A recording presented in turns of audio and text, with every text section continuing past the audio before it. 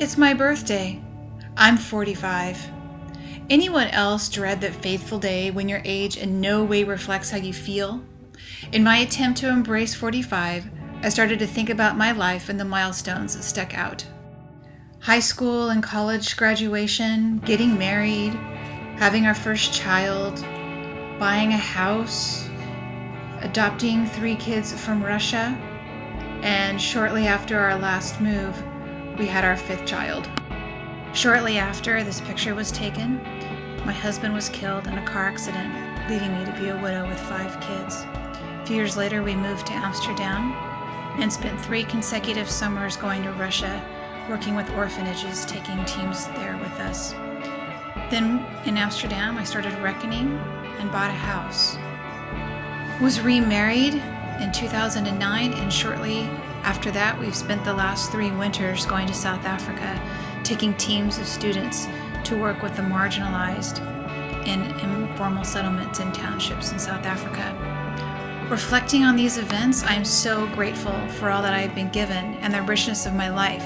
So I dread getting older. Part of it stems from feeling like I should have accomplished more, done more, be more established. I feel I've been given so much and have this desire to steward well what I have been given. A lot of work and reckoning is with women in vulnerable communities. They can't even dream to accomplish half of what is on my list: education, business, home ownership. The women in Africa have it exponentially worse. Most of them are mothers whose sole dream is to make a better life for their children. I decided to do some research to find out what the profile is of a 45-year-old woman in the world, and this is what I discovered.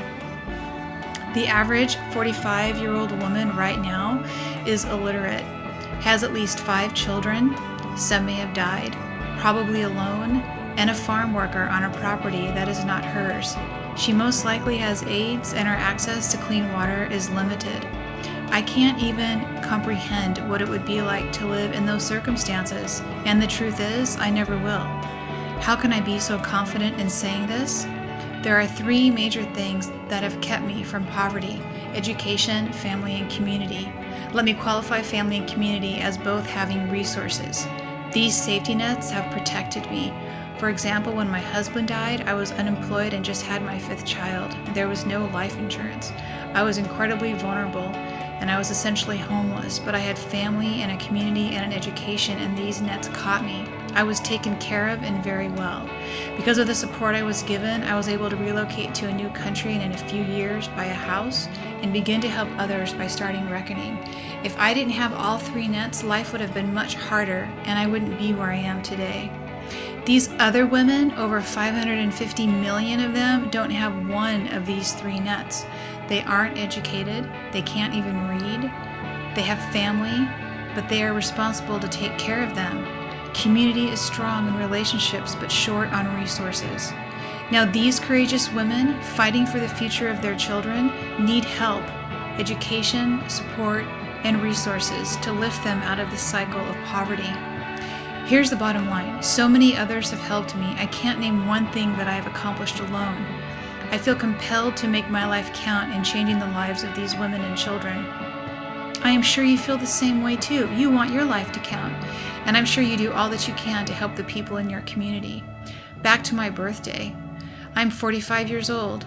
I am a person of privilege. I am one of the haves.